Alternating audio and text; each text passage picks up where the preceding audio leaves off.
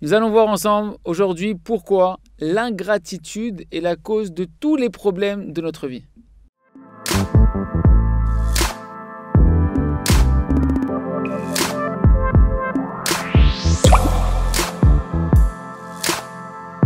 Shalom à tous, Baruch Hashem. On a le mérite, la joie de continuer ensemble le livre de notre maître le Rav Shalom Aroush, le Jardin des louanges.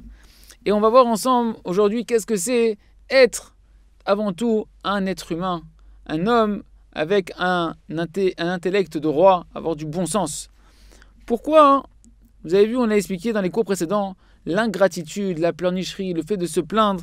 On a vu que c'était mamash la faute la plus grave qui existait, qui a amené dans la vie d'un homme les plus grandes souffrances, les plus grandes punitions en réponse à cette tristesse-là. Mais pourquoi? La réponse en réalité, c'est parce que c'est quelque chose que l'on pourrait comprendre tout simplement, même sans la Torah, sans les mitzvot, sans les commandements, même sans penser au monde futur. C'est quelque chose, le fait d'être reconnaissant et de ne pas être ingrat, qui, mamash, c'est de la raison, c'est du bon sens, c'est du bon sens. N'importe quel être humain, là où il est, dans le niveau dans lequel il est, on exige de lui dans le ciel et dans n'importe quel endroit de la société d'être quelqu'un de bien, quelqu'un qui est pachou, tout simplement, un être humain avec une raison, avoir une intelligence et du bon sens, de ne pas être ingrat, d'être reconnaissant envers celui qui t'a fait du bien. C'est ce qu'on appelle Derech Eretz Kadma, la Torah, que les bonnes manières, c'est un préambule qui précède même l'étude de la Torah. Et ça, c'est quelque chose que chacun d'entre nous, on peut clairement ressentir au fond de nous-mêmes.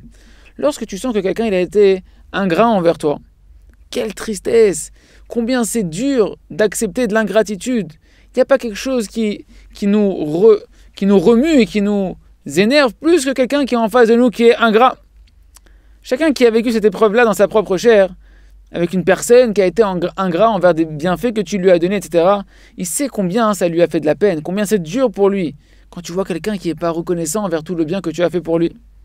Sur ça, Rabbi Akiva et Hillel, dans la Gemara, ils nous ont dit le principe de la Torah entière, le klal gadol de toute la Torah, elle est inclue dans quoi? Dont tu aimeras ton prochain comme toi-même. Et ce que tu n'aimes pas qu'on te fasse, ne le fais pas aux autres.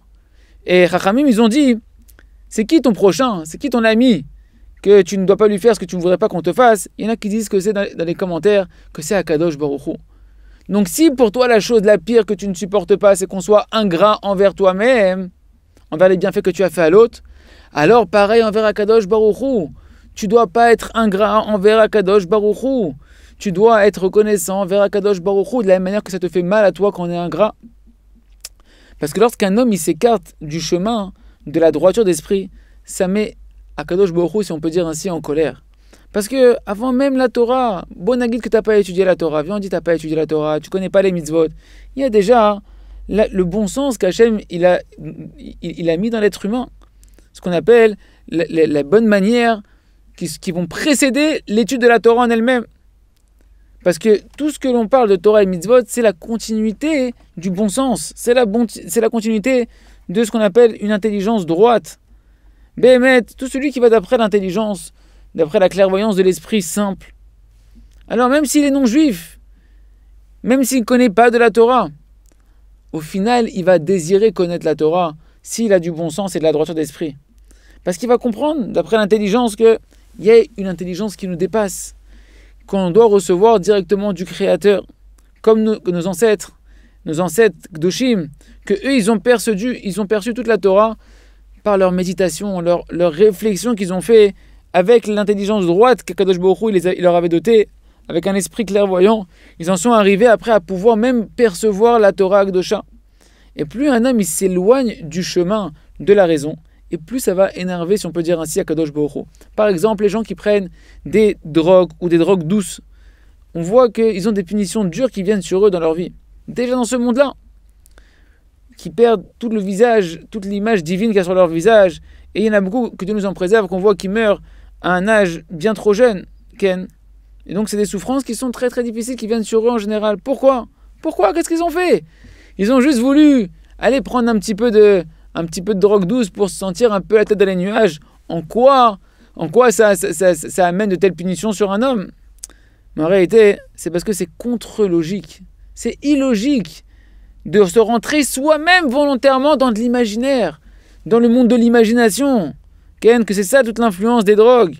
Et ça met en colère Kadosh Baruch Hu. Que déjà tu as un Yetzer Hara qui veut te monter la tête, c'est une chose, mais que toi tu prennes volontairement des choses pour te déconnecter et rentrer dans l'imaginaire. Ken, ça éveille des rigueurs difficiles sur un homme que Dieu nous en préserve. Et bien c'est exactement pareil pour l'ingratitude. C'est illogique. C'est quelque chose qui va complètement à l'encontre de l'intelligence droite de l'être humain. D'être ingrat, c'est quelque chose qui va à l'encontre de la raison. Même un enfant, lorsqu'il est encore en bas âge, lorsqu'on voit qu'il est ingrat, quand un parent il voit son fils ou sa fille qui est ingrat, qui ne sont pas reconnaissants, ça met énormément les parents en colère. Et pourtant, tu dis, attends, mais ils sont tout petits encore, ils ne comprennent rien à la vie. Parce qu'en réalité, le problème, c'est que qu'est-ce qu'on appelle un bon enfant ? Un bon enfant, c'est un enfant qui sait dire merci, qui sait être reconnaissant. Et l'ingratitude, c'est le mal, mamage dans son essence, c'est le mal profond qui est l'homme, il doit éradiquer à l'intérieur de lui-même. Parce que de par nature, l'homme, il doit être reconnaissant, il se doit d'être reconnaissant.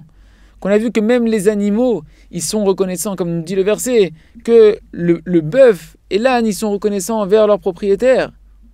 Alors nous, êtres humains, combien on doit par la raison, rien que par la raison pure, être reconnaissant envers ceux qui nous ont fait du bien. C'est pourquoi en réalité, le manque, le défaut que l'on décèle maintenant dans l'ingratitude, dans la pleurnicherie, eh ben c'est un défaut sur lequel on ne peut pas dire « Oui, mais tu sais, j'ai pas appris la Torah, je ne savais pas. » Non, c'est quelque chose qui est une évidence, c'est la base même de la moralité, de la conscience humaine. Qu'un homme, il sache dire merci, c'est ça, être un homme avant tout, c'est apprendre à dire merci.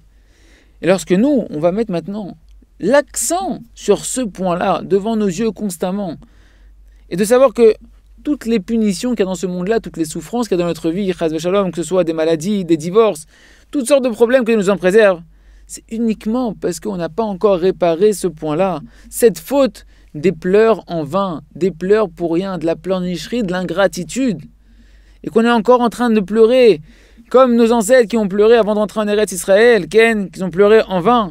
C'est pour ça que notre exil se prolonge, et notre exil personnel, nos souffrances personnelles, jusqu'à ce qu'on comprenne que l'essentiel du travail de l'homme sur terre, c'est de quoi ? De déraciner ce défaut terrible de l'ingratitude et de commencer à aller dans le chemin des remerciements, des louanges. À ce moment-là, la Géoula, la délivrance globale et individuelle pourra venir à grands pas, Be'ezrat Hashem. Yeratzon, que chacun d'entre nous prenne ce message-là pour comprendre combien on doit se nettoyer de l'ingratitude et quelle est la cause de tous nos problèmes. Et que la clé de toutes nos solutions, c'est justement de rentrer dans le remerciement et la reconnaissance. À très bientôt.